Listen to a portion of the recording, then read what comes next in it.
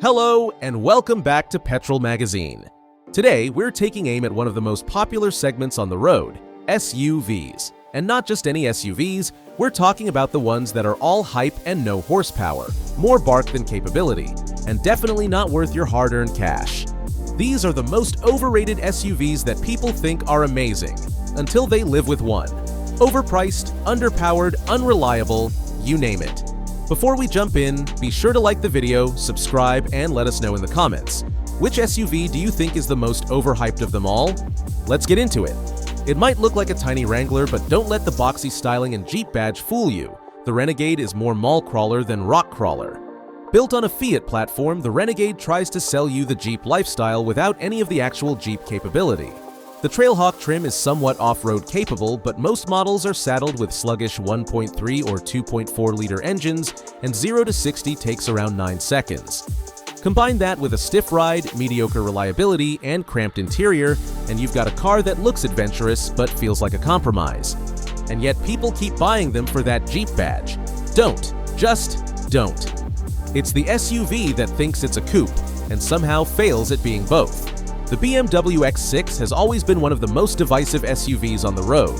It's got flashy styling, sure, but it comes at the cost of rear headroom, trunk space, and visibility.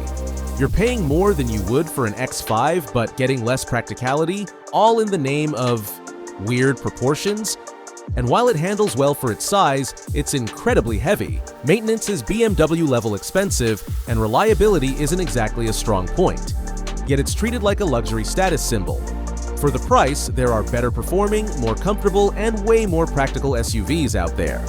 Toyota usually nails it with crossovers, but the CHR is the odd one out. It's all wild angles and edgy styling, but what lies beneath?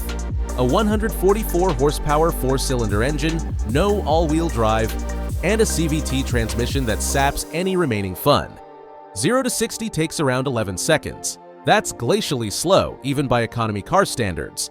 Add in a cramped back seat, tiny cargo area, and Toyota's confusing infotainment setup, especially on earlier models, and you're left with a vehicle that looks sporty but drives like a soggy salad. It's priced like an entry-level compact SUV, but there are better options for the money. Like, many. It looks sleek, it's got a Range Rover badge, and it's British, so it must be classy, right? Well, unless you enjoy random warning lights and mystery repairs, the Range Rover Evoque is a trap dressed in a tuxedo.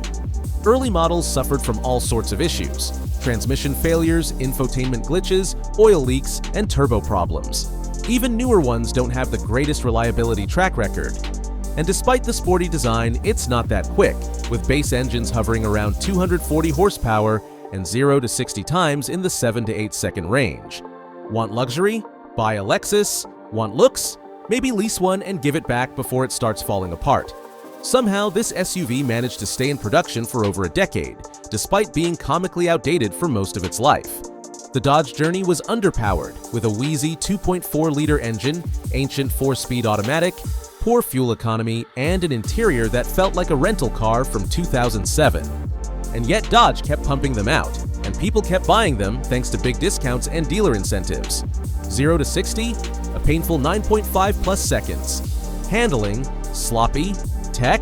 Outdated before it hit the lot. Reliability? Let's just say your mechanic will get to know it well.